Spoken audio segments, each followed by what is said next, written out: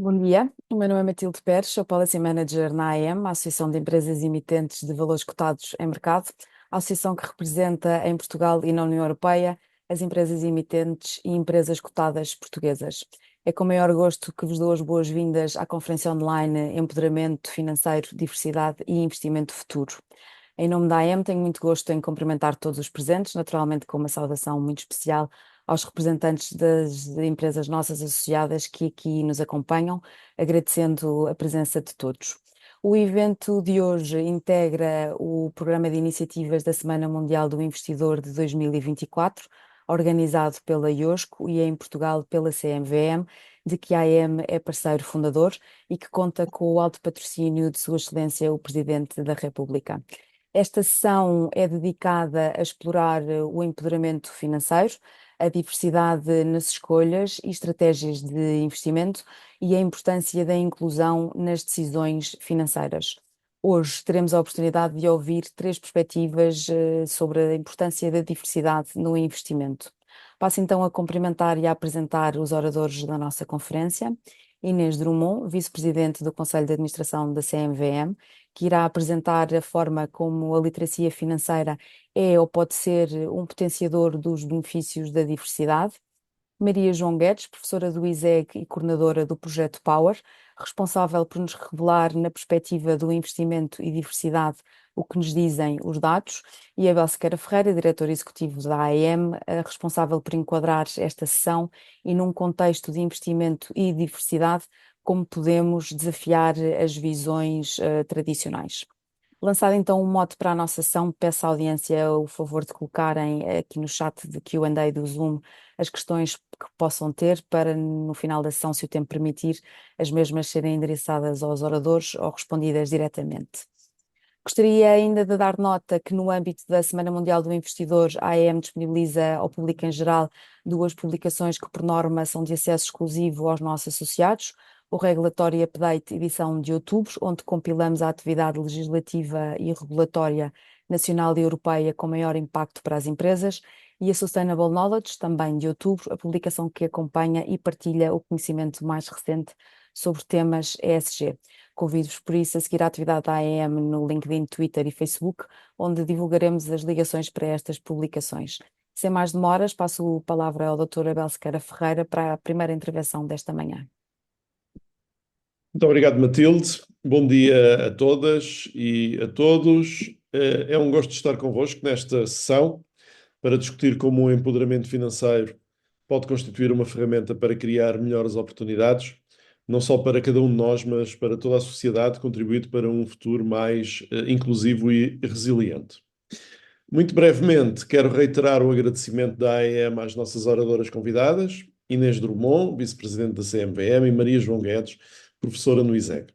Estamos hoje aqui, em primeiro lugar, porque desde há 8 anos a CMVM organiza em Portugal a Semana Mundial do Investidor, alertando para a importância da educação financeira e da proteção do investidor, iniciativa que temos acarinhado, partilhado e cumprimentado na pessoa do atual Conselho de Administração, e neste caso concreto agradecendo muito especialmente a disponibilidade e a presença da doutora Inês Drummond nesta nossa sessão.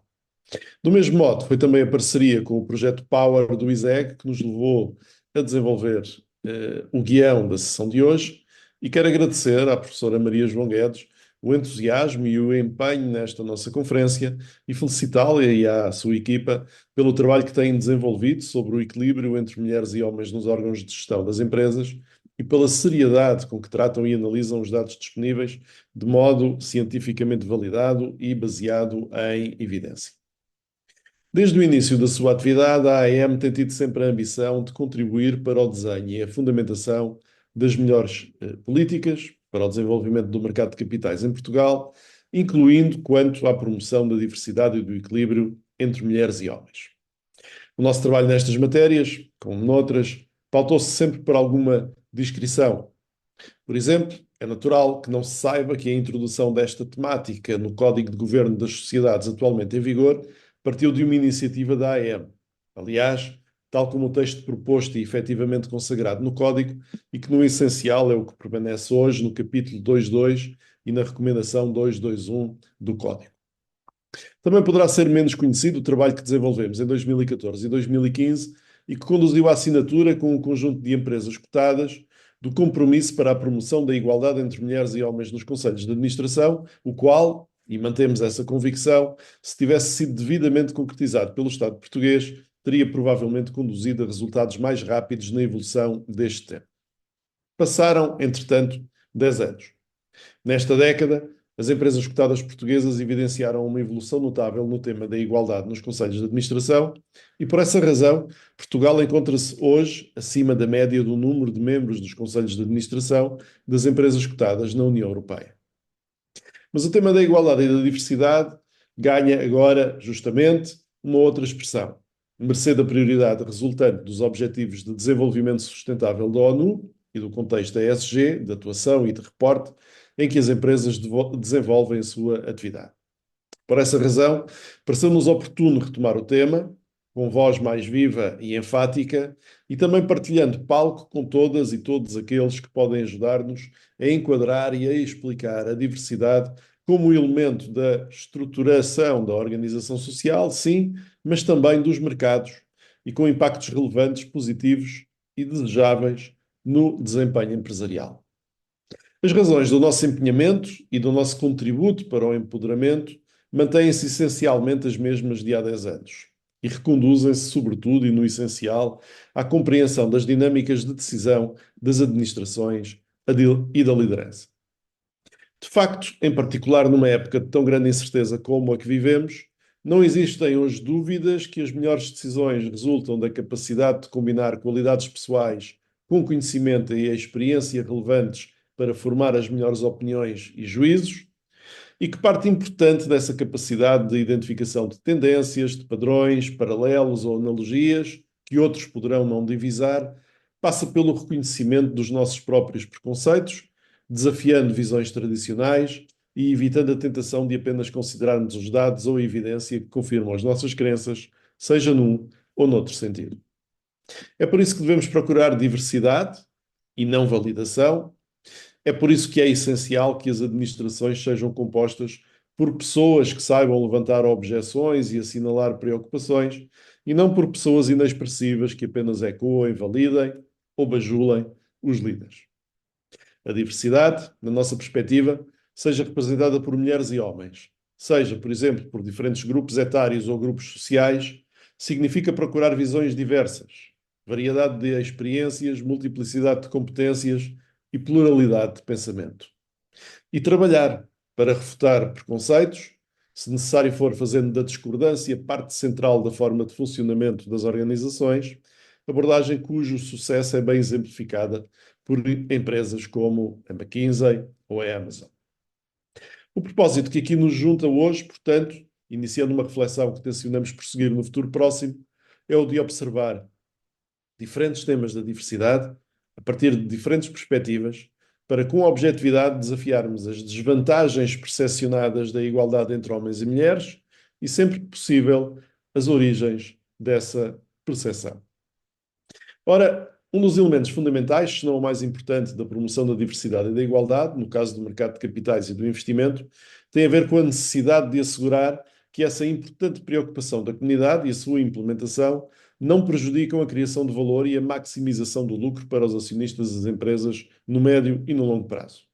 Ou, se preferirem, dito de outra forma, para que a diversidade e a igualdade possam ser total e substancialmente adotadas, como devem ser, como padrão de conduta dominante, é imprescindível demonstrar aos agentes do mercado que esse padrão desejável de comportamento não representa mais um custo regulatório, mas que, pelo contrário, aporta oportunidades e verdadeiros benefícios económicos à atividade empresarial e é fundamental para a viabilidade financeira da empresa no longo prazo, não apenas por razões de conformidade regulatória, mas com base em fundamentos económicos suscetíveis de demonstração.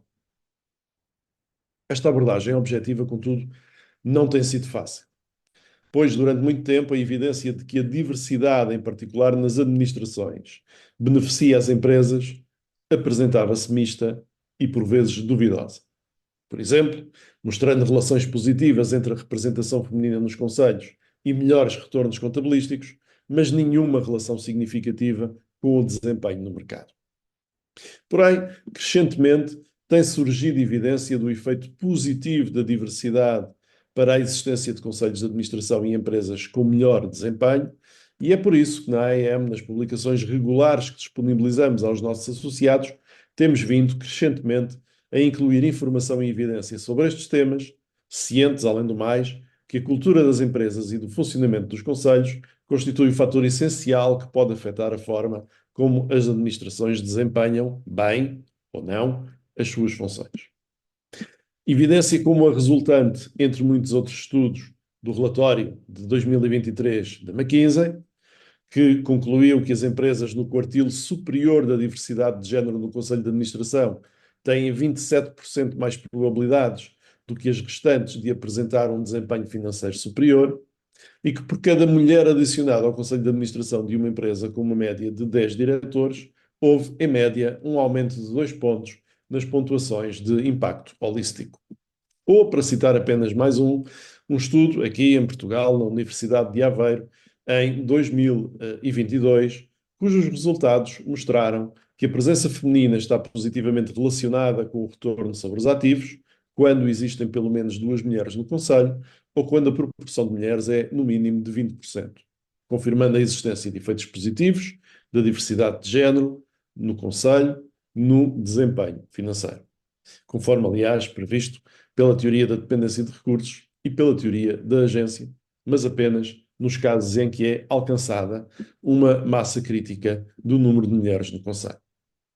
Os resultados destes e outros estudos mostram que a presença de mulheres nos conselhos de administração pode contribuir positivamente para o desempenho empresarial, a inovação, o investimento e a abordagem aos temas ESG, aprofundando diferentes perspectivas, experiências e conhecimentos que apoiam uma tomada de decisões e uma gestão de riscos mais eficaz.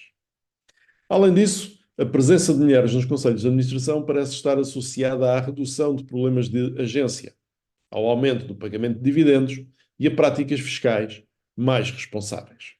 A evidência, portanto, é generalizadamente positiva e é essa evidência que recorrentemente partilhamos com as empresas nossas associadas.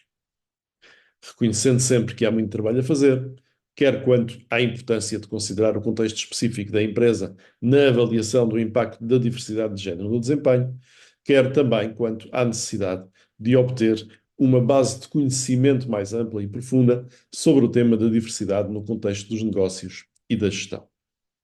Por fim, tema similar, e vou já terminar, é o que respeita às mulheres no papel de investidor.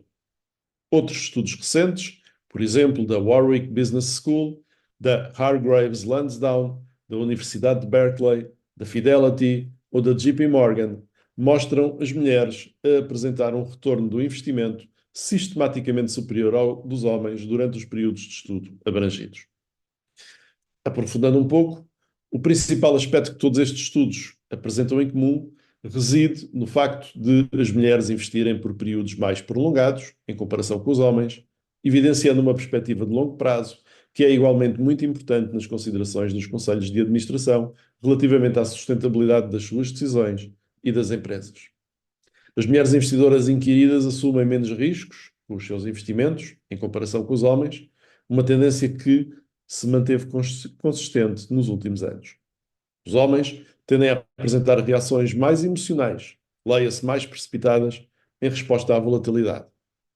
Mas é ainda entre as mulheres que persiste uma maior lacuna de confiança quando se trata de investir.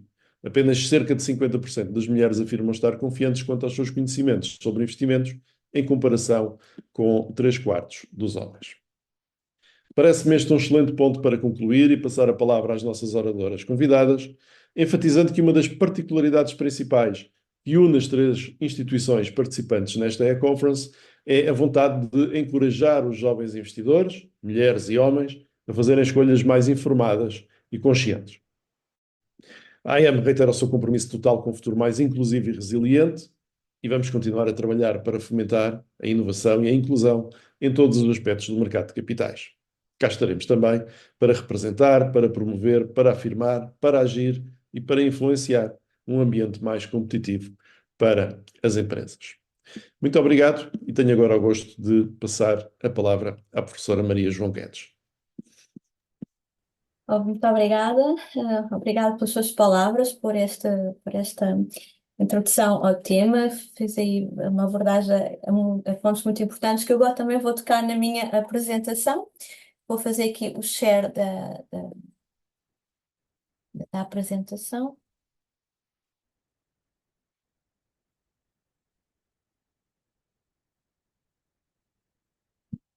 Esta apresentação vai basear-se em dados recolhidos pela doutora Érica Carlos, que na altura estudante do ISEG, do mestrado em gestão. E enquadra-se aqui no projeto Power, que tem como equipa o Diniz Macedo e o Ricardo Rodrigues e eu própria. Então, nós temos aqui como que o mote da nossa apresentação, explorar se existem diferenças de género na maneira como poupamos e como investimos. É importante poupar, porque se nós não poupar, não conseguimos investir, mas agora temos que perceber se poupamos e investimos de diferentes maneiras. E vamos explorar diferenças com base no género, na idade e no nosso nível de conhecimento, na nossa literacia financeira.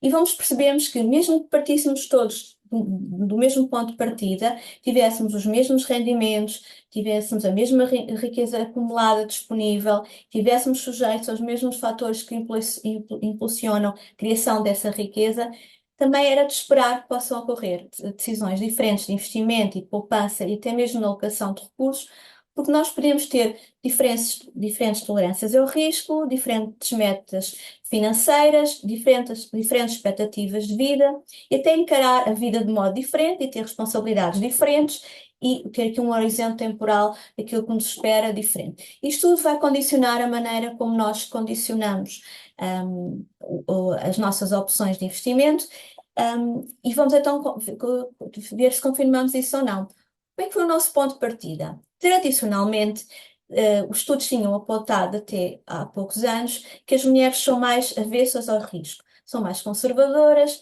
tendem a escolher investimentos mais seguros, e se ficam um pouco mais afastadas de investimentos como aqueles em ações, que apesar de terem potencialmente rendimentos mais elevados em termos do que é esperado, mas também têm mais risco, o tradicional trade-off entre risco e rendibilidade.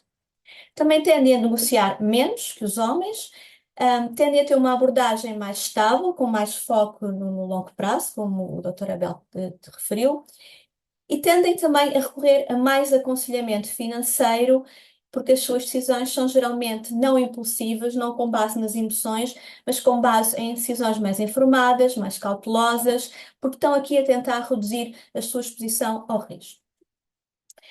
Em relação também às metas que definem, estão relacionadas com as suas expectativas de vida, portanto, o foco no longo prazo, tendem a privilegiar as poupanças para a reforma, para despesas como a educação ou despesas relacionadas com o agregado familiar e tendem aqui a priorizar a estabilidade e ter aqui um saquinho de poupança que faça face a eventuais condições desfavoráveis no futuro. Porque as mulheres tendem a ser mais avessas à ambiguidade e tendem a querer controlar mais todos os passos aqui do percurso. Por outro lado, os homens tendem a concentrar-se mais na acumulação de riqueza e que seja uma acumulação mais rápida e menos foco no longo prazo. E por isso tendem a assumir mais riscos porque também buscam rendimentos mais rapidamente do que as mulheres. Isso até às vezes envolve os homens a ficarem mais receptivos a investimentos especulativos e que possa dar rendimentos rápidos. No entanto, estas ideias que eu aqui referi estão a ser um pouco desmistificadas e desafiadas por estudos mais recentes.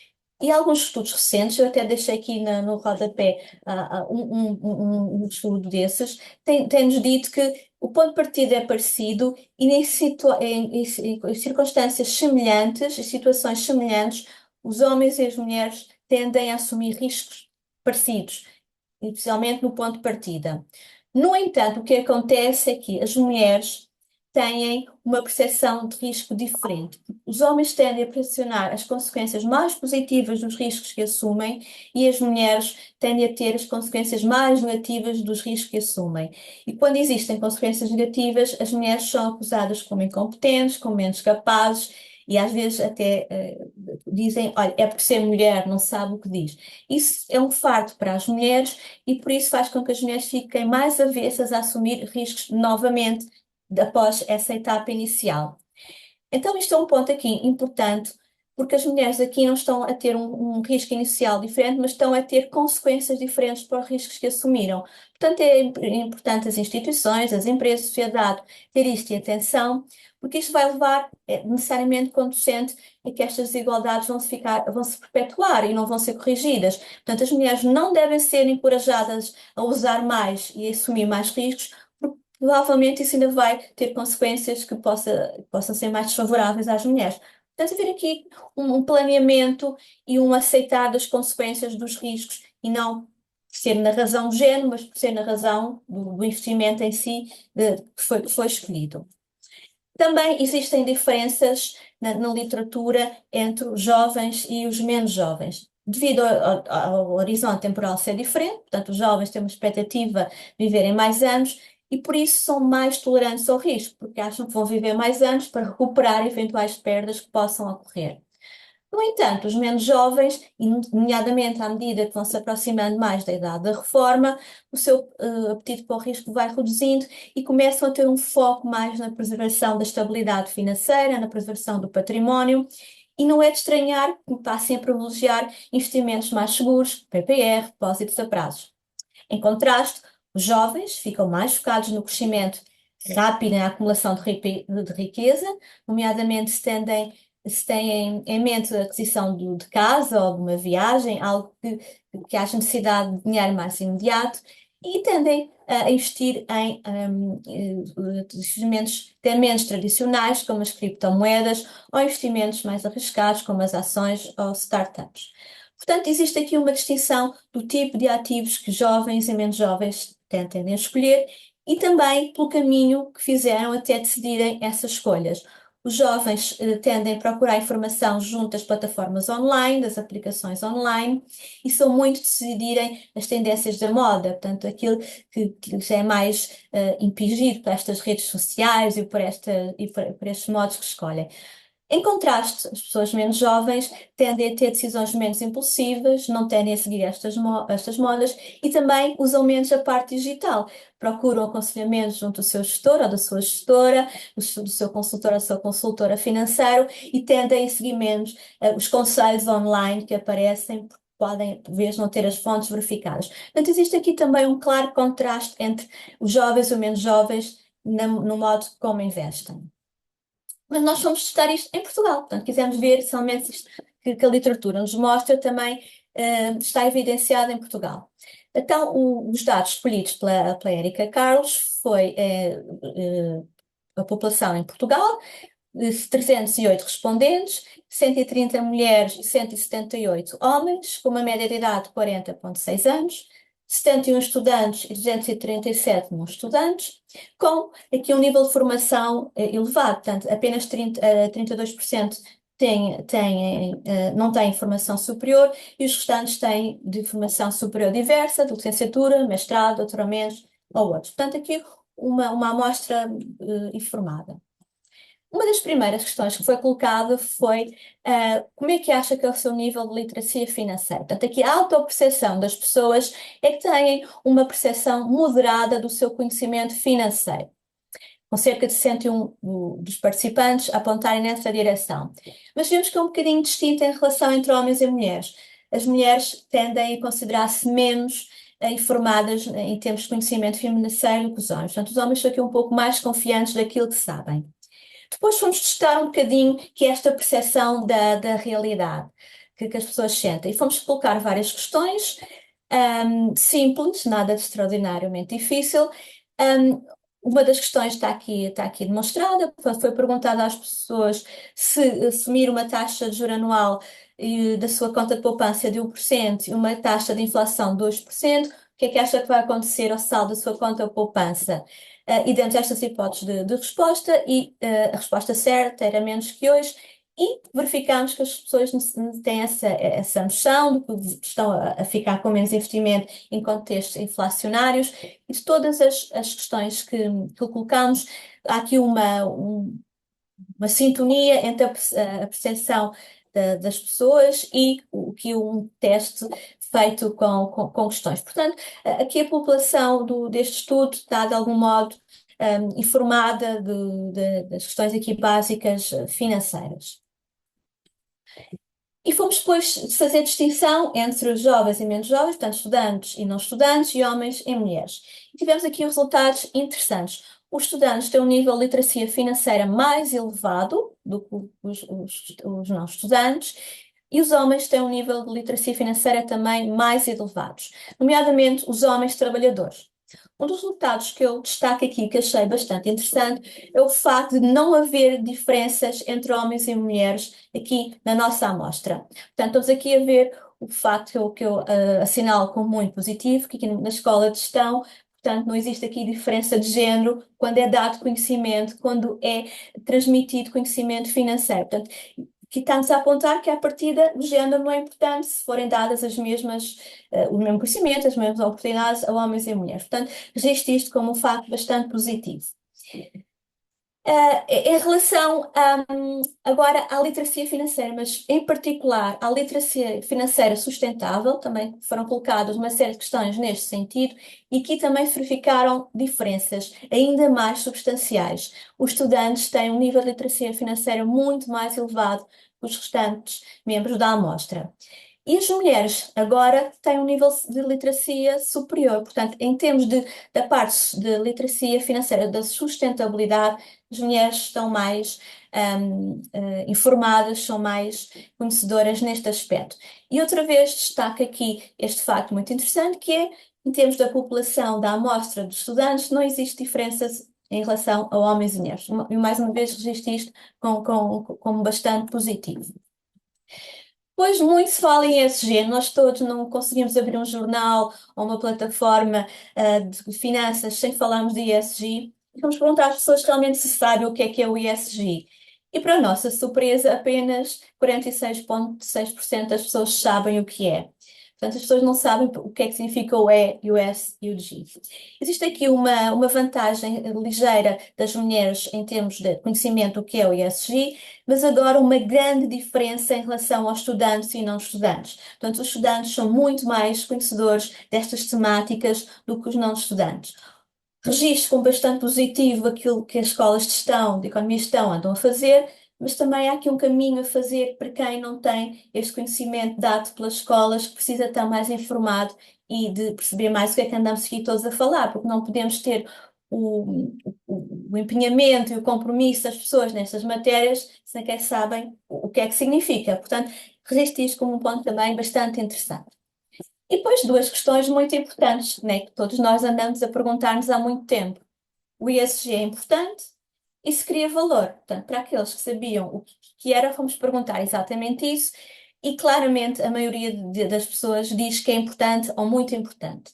Mas há diferenças também. As mulheres acham que é muito mais importante que os homens, e também os trabalhadores acham que é mais importante que os estudantes. Portanto, também aqui uma tendência de género, de idade que se destaca. E depois a questão que todos andamos aqui a tentar responder há alguns anos é se realmente cria valor ou não, se isto está a acrescentar valor aos stakeholders, e aqui destaco que a resposta mais frequente foi o neutro, portanto não acrescenta nem prejudica.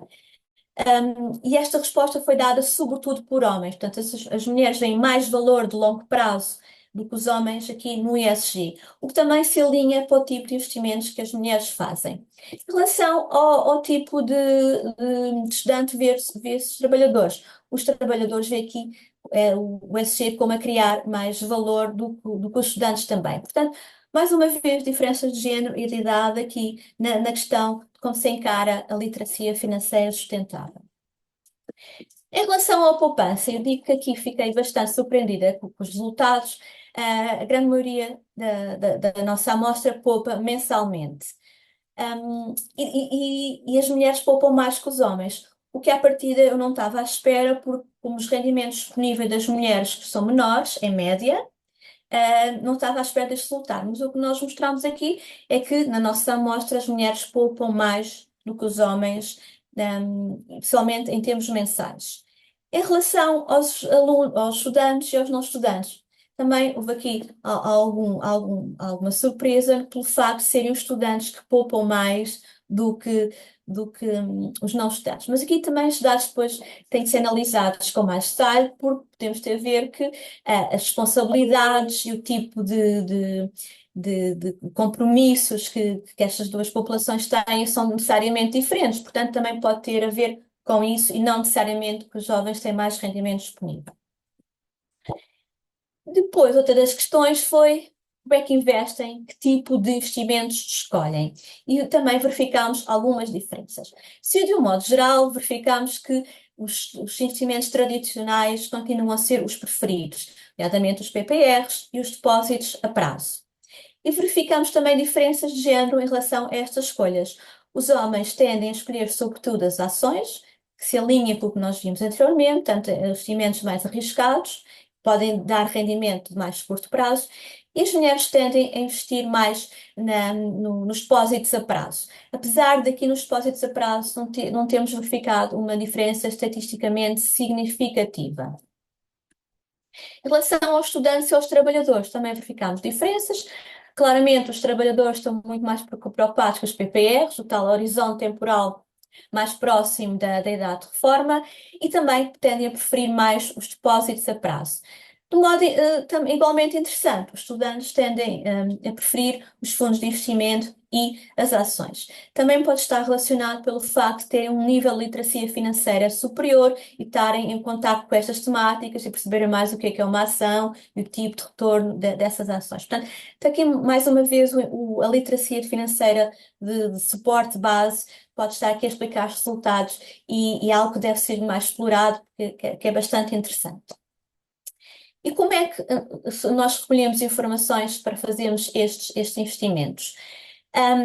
Aqui as plataformas online e os sites são um modo favorito na nossa amostra, mas também recorrem aos conselhos dos amigos e família. E aqui pode ser aqui uma espada de dois bicos, não é? Portanto, se os amigos são informados, podem nos dar bons conselhos, mas se não são, podem nos dar maus conselhos. Portanto, aqui este grau de confiança nos amigos e família é algo bastante interessante que nós apuramos. Depois, em termos de distinção de homens e mulheres, as mulheres tendem a recorrer mais aos amigos e às famílias, e os homens ao aconselhamento aqui também mais da parte online. Apesar neste aspecto não termos verificado diferença estatisticamente significativa. Em relação aos estudantes e trabalhadores, algo muito curioso, portanto, nós aqui temos que tirar daqui ilações interessantes, como por exemplo, vale a pena estar a aconselhar livros aos estudantes, especialmente livros que não sejam digitais, porque os estudantes não recorrem a livros. E também os trabalhadores também não o fazem. Portanto, temos que ver como levar informação às pessoas e claramente o modo privilegiado é outra vez os sites, a parte online e as plataformas financeiras. No entanto, os trabalhadores, nomeadamente com idade mais elevada, tendem a recorrer aos gestores bancários e a consultores bancários. Portanto, que têm aqui, se calhar, mais uma tradição de recorrer a este tipo de aconselhamento, também porque é onde tem o dinheiro, e os jovens não têm já o dinheiro no banco. Portanto, a ida ao banco para um jovem é muito diferente com a ida ao banco ao menos jovem, não é? Portanto, aqui também, mais uma vez, repensar como é que nós podemos chegar à informação e como fazer aconselhamento à população. Depois, em particular, e agora chegando aqui à parte final, em termos dos investimentos sustentáveis em particular, também verificamos que a maior parte dos investimentos que a nossa amostra faz tem a ver com energias renováveis e claramente os homens estão mais preocupados com este tipo de investimentos. E verificamos aqui que os estudantes têm interesse e investem em green bonds, não é? Portanto, em obrigações verdes. O que é muito interessante, portanto, aqui já há uma noção que existe aqui uma classe de ativos sustentável, diferente e que lhes atrai e onde têm investido. E de modo semelhante, os estudantes também procuram fundos de investimento de impacto. Isto aqui vai muito de encontro aqui ao novo propósito das empresas, aquilo que nós agora esperamos das empresas, que a noção do impacto, do propósito, está aqui muito evidente nos jovens e não nos menos jovens. Portanto, existe aqui uma confirmação que realmente aquilo que é esperado das empresas está a mudar e aquilo que os estudantes procuram quando têm dinheiro disponível para investir é claramente nestas questões das obrigações verdes e dos fundos de investimento com impacto. Portanto, estão preocupados com estas temáticas. Sim, de modo resumido, o que é que nós podemos fazer aqui da nossa apresentação? Há, de facto, diferenças de investimento entre homens e mulheres, há diferenças entre jovens e menos jovens, e destaca aqui o papel da literacia financeira e do digital. Portanto, estamos, de facto, numa nova vaga, de tipo de investimentos e de propósito, e isso tem que ser tido em atenção para as classes de ativos que são oferecidas e da maneira como tentamos chegar à população em geral para explicar estes novos investimentos. É claro que este estudo tem outras questões, temos muito gosto em partilhar se assim o entenderem, mas de um modo geral o que nós percebemos é que há diferenças. E estas diferenças não são más. Portanto, o que nós temos é que adaptar os investimentos e a maneira como chegamos às pessoas para aquilo que são as necessidades, as expectativas e as vontades que nós temos de investir, e fazer aqui, na medida do possível, classes de ativo mais tailored para as necessidades e expectativas que cada um temos. Portanto, estamos cada vez mais a fugir do one size fits all para ativos realmente dirigidos às pessoas e àquilo que nós pretendemos. Agradeço aqui este tempo dispensado, o convite da AM e da CMVM, e podem nos seguir no nosso site, no Portuguese Women's Equality Observatory, que temos muito interesse sempre em partilhar os nossos estudos convosco. Obrigada. Muito obrigada, doutora Maria João. Doutora Inês Drummond, the floor is yours. Muito obrigada. Muito obrigada e, acima de tudo, muito obrigada pelo convite, por estar aqui presente para debater um tema tão relevante. Como foi referido no início, aquilo que me proponho fazer é discutir um pouco a ligação entre a literacia financeira e a diversidade. E, em particular, de que forma é que o impacto positivo, estou convencida que tem, da diversidade, pode ser, no fundo, potenciado por níveis mais elevados de literacia financeira. Como referi, eu estou convencida, plenamente convencida, aliás, o Dr. Abel Ferreira levantou logo ali algumas conclusões bem fundamentadas em termos empíricos dos benefícios da diversidade, focando nos conselhos de administração, mas podem ser extensíveis a outras realidades. Temos diferentes visões, diferentes competências, diferentes formas de pensamento, traz valor acrescentado. Mas como condição quase que necessária para que ou relevante, não devia ser necessária, mas bastante relevante para que esta diversidade traga de facto mais valor acrescentado no que ao investimento e ao investimento no mercado de capitais diz respeito, é muito relevante, a meu ver, também atingirmos níveis de literacia financeira mais elevados.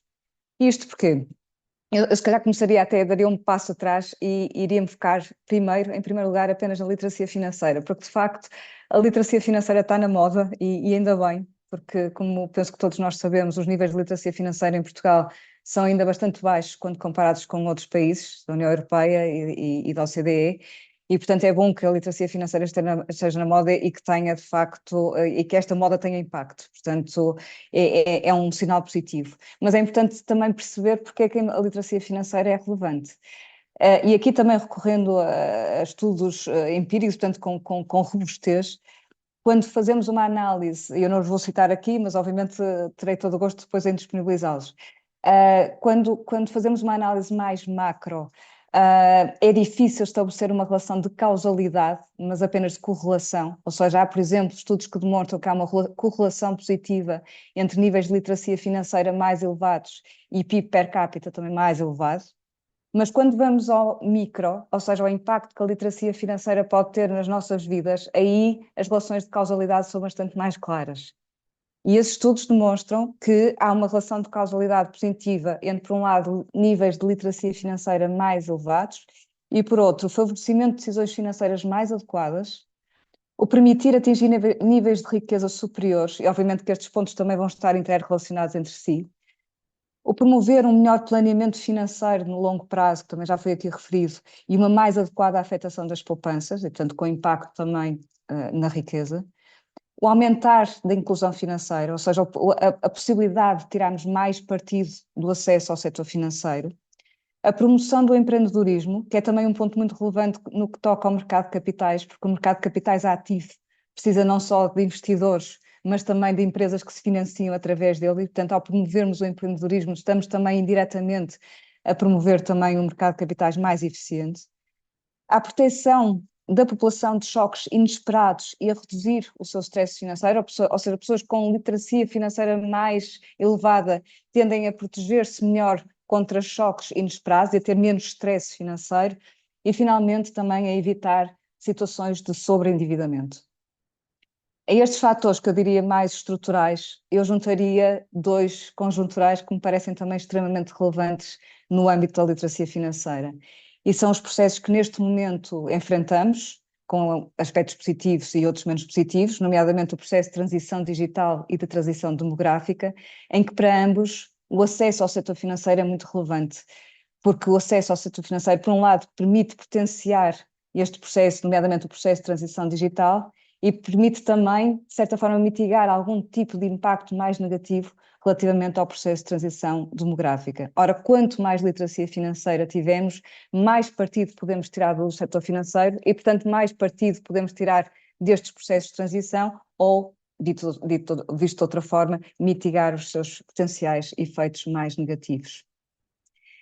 Passando agora à questão da diversidade e fazendo a ligação com a diversidade, e muito em linha com alguns resultados que foram apresentados pela professora Maria João Guedes, aquilo que vemos é que na área financeira e no qual o investidor diz respeito, as mulheres tendem a comparar desfavoravelmente com os homens, portanto na parte da literacia financeira em particular. Os jovens comparam mal com pessoas em idades intermédias, entre 35, 50 e 60 anos, e aqueles que têm um nível académico mais baixo tendem a comparar pior com os demais. Eu relembro aqui um estudo que foi, aliás, bastante publicitado o ano passado, que é um estudo da Comissão Europeia, precisamente sobre literacia financeira na União Europeia, portanto, um estudo do Eurobarómetro, que mostrava, de facto, resultados bastante negativos até para a União Europeia. Apenas 18% dos cidadãos da União Europeia têm um elevado nível de literacia financeira.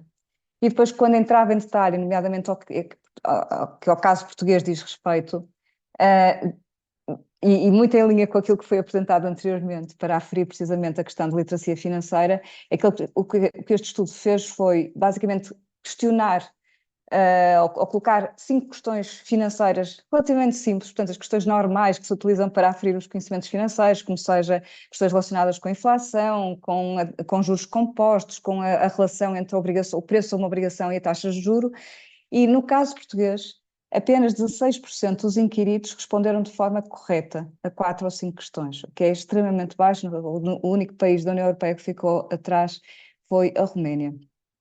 Se nós desagregarmos este resultado mais agregado, destacam-se, no fundo, outras conclusões deste estudo do Eurobarómetro, nomeadamente esta, e em linha com o que eu referi anteriormente, e também em parte com a apresentação da professora Maria João Guedes, destaca-se que, de facto, há mais necessidade de promover a educação financeira, especialmente entre as mulheres, os jovens, os grupos com menores rendimentos e os grupos com menores níveis de escolaridade. Portanto, são estes que, em média, apresentam menores níveis de literacia financeira. Nós hoje vamos também apresentar um estudo, aliás, foi muito, muito interessante ver a apresentação da professora Maria João Guedes, porque o estudo que hoje vamos divulgar tem alguns pontos comuns e, portanto, será também muito gratificante poder debatê-los consigo. É um estudo que se baseia num inquérito que fazemos junto das universidades, portanto, que se foca essencialmente na população universitária, portanto, nos estudantes, licenciatura, mestrado e doutoramento, também o corpo docente, e também depois abrimos através das nossas redes sociais e, portanto, há ali uma fração, uma franja da população que vem, no fundo, nos chega dessa forma e, portanto, não necessariamente relacionada com o mundo universitário. E as conclusões a que chegamos são muito semelhantes àquelas que eu referi, ou seja, mais uma vez, nas matérias relacionadas com os mercados e produtos financeiros, foram os respondentes que se identificaram como mulheres mais jovens a frequentar o ensino superior, isto obviamente aqui tem a ver com a nossa amostra, e com rendimento líquido mensal inferior, que evidenciam maiores lacunas no que respeita aos conhecimentos demonstrados. E, mais uma vez, e pegando num último estudo que me parece que é bastante interessante, porque traz aqui uma perspectiva nova, este tipo de regularidade parece começar desde muito cedo. Se nós olharmos para o estudo que foi publicado pela OCDE, com os resultados de PISA sobre literacia financeira, que foram publicados este ano, vemos que, de facto, se recordam, portanto, o estudo PISA incide sobre jovens estudantes de 15 anos, com diferentes níveis de escolaridade. E este estudo vem demonstrar que, em matéria de literacia financeira, os rapazes superam as raparigas, e a diferença é maior em Portugal do que na OCDE, sendo que o nível de escolaridade e o nível socioeconómico também parecem ter o mesmo impacto daquele que eu referi anteriormente.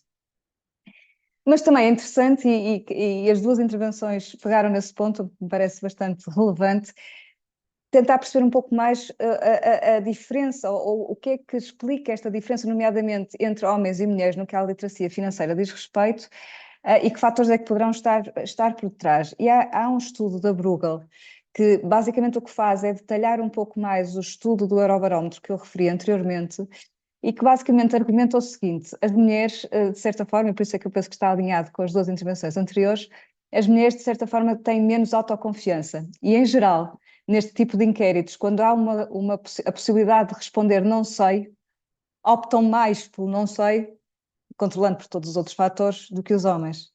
E, portanto, a baixa literacia financeira também pode estar a refletir, em parte, esta questão, ou seja, a menor autoconfiança que as mulheres poderão ter, pelas razões também que a professora Maria João Guedes referiu, assumo eu, do que os homens. E, portanto, poderemos ter aqui um ponto relevante a influenciar estes resultados. E depois há mais uma questão que me parece bastante relevante, aqui já não tão ligada à diferença de género, mas especificamente ligada ao caso português e àquilo que nós fazemos, ao partido que tiramos ou não do setor financeiro, que é o seguinte: a literacia financeira é medida por 3 indicadores: pelos conhecimentos financeiros, pela atitude financeira, a atitude que temos relativamente às nossas finanças, e pelos comportamentos financeiros. Onde Portugal pontua mal, sistematicamente, relativamente a estes estudos que eu referi anteriormente, é essencialmente nos conhecimentos financeiros, naquele tipo de questões que eu referi anteriormente. Porque nas atitudes e nos comportamentos, nós até em termos relativos comparamos melhor quando comparados com outros países. Ou seja, e aqui obviamente estou a especular, mas talvez seja uma análise, uma questão interessante para analisar em termos mais robustos, que é até que ponto é que nós, por termos menores conhecimentos financeiros, somos mais cautelosos, o que é bom, e portanto pontuamos melhor nos comportamentos e atitudes financeiras, mas provavelmente não estamos a tirar o partido que poderíamos tirar do setor financeiro. E portanto há benefícios que, se nós tivéssemos mais conhecimentos financeiros, podíamos tirar da nossa relação com o setor financeiro, incluindo o mercado de capitais, e que não estamos a fazê-lo precisamente porque não temos esses conhecimentos. O que é que isto implica? E para terminar a minha intervenção, e voltando à questão da diferença de género e da diversidade, é que uma das aplicações, e voltando a um ponto inicial que referi, uma das implicações que menores níveis de literacia financeira têm é menor resiliência financeira, ou seja, menor capacidade para fazer face às despesas que vou tendo e também, pegando num ponto que referi anteriormente, menor capacidade para fazer face a choques inesperados. E aquilo que se demonstra é que, de facto, há isto também baseado em evidência, neste caso um estudo da OCDE, é que as mulheres tendem a ter menos resiliência financeira do que os homens. Este estudo aponta para um resultado que me parece impressionante, em que a probabilidade das mulheres reportarem que o seu rendimento não cobre as despesas nos 12 meses seguintes é 22 pontos percentuais superior do que acontece no género masculino. Claro que temos aqui outros fatores a explicar esta diferença, como questões relacionadas com a participação no mercado de trabalho, diferenças na progressão de carreiras, diferenças salariais, mas o que este estudo vem demonstrar é que a literacia financeira, ou diferenças ao nível da literacia financeira, têm também um impacto e explicam também parte desta diferença. O que é, eu acho, ainda mais preocupante, tendo em conta que as mulheres tendem a viver mais do que os homens, têm uma esperança de vida maior, e, portanto, poderão ter aqui um período durante o qual, de facto, esta resiliência financeira é muito relevante e podem ter aqui uma desvantagem comparativa face aos homens. E, portanto, para terminar, termino acho que como comecei, ou seja, eu penso e estou convencida que, de facto, a diversidade é relevante, a diversidade no mercado de capitais é relevante, mas, de facto, para termos valor acrescentado a essa diversidade, é muito importante que se invista também na literacia financeira, se invista na literacia financeira de forma inteligente. Muito obrigada. Muito obrigada a nós. Creio que ainda temos aqui breves minutos para responder a uma pergunta da audiência colocada aqui no chat, dirigida aos três oradores. Sendo importante a participação de mulheres nos conselhos e com um tão reduzido número de empresas cotadas, não deveria esta temática ser alargada a um número superior de empresas? Talvez começar por si, Maria João, e passar à Inês e depois, por fim, o Abel. Esta pergunta é muito interessante, mas de muito difícil resposta. Sem dúvida, as empresas cotadas são alvo de maior escrutínio e de maior obrigação de relato, de acompanhamento, etc. Portanto, o foco está, sem dúvida, nas empresas cotadas. Eu não sei se a questão que dirige necessariamente a medidas como, por exemplo, a Lei de 62 de 2017, que obriga a uma representatividade equilibrada no topo das empresas, se vai apenas na questão das medidas voluntárias. Mas, na minha perspectiva, sim, acho que o universo a que se deve dirigir todas as medidas vai ser às empresas do setor empresarial em geral. No entanto, também tínhamos que reconhecer que empresas pequenas e microempresas, estas medidas não fazem sentido. Portanto, aqui a questão familiar e da sobrevivência são claramente mais importantes. Mas não há nenhuma razão para grandes empresas que não estão cotadas, que não estejam preocupadas com estas questões. Devem estar e devem ter uma gestão no sentido de promover a diversidade, não apenas no topo, em todos os níveis da empresa, mas a diversidade no topo dá um sinal para aquilo que pode ser as preocupações da empresa. Portanto, eu acho que necessariamente as grandes e médias empresas deviam estar preocupadas com estas questões, necessariamente para para aproveitar aquilo que nós tivemos aqui a falar, os benefícios que trazem na inovação, na performance, nestes aspectos todos. Portanto, a minha resposta é sim, deveria ser alargado não só às empresas cotadas. Do meu lado, só 3 pontos, de certa forma, também relacionados com a intervenção anterior. A diversidade é positiva, continuo convicta, não mudei desde há 5 minutos para cá, portanto, continuo convicta que é. Mas há aqui um ponto que é necessário ter em conta, que é a proporcionalidade, ou seja, até que ponto é que faz sentido, quando estamos a falar de requisitos legais, impor o mesmo tipo de requisitos quando as empresas têm, nomeadamente, dimensão e uma complexidade completamente dispara. E, portanto, isso é um ponto que tem que ser visto de forma transversal e tem que ser bem ponderado quando estamos a falar da imposição deste tipo de diversidade. E um terceiro ponto, apenas para referir, que está para ser transposta uma diretiva europeia sobre estes temas e, portanto, aguardemos também para ver qual será, ou de que forma é que será transposto este ponto em particular. Bom, a minha resposta é mais fácil porque nós temos posição pública sobre o tema. E para aqueles que a conhecem menos bem, nossa posição tem sido sempre no sentido de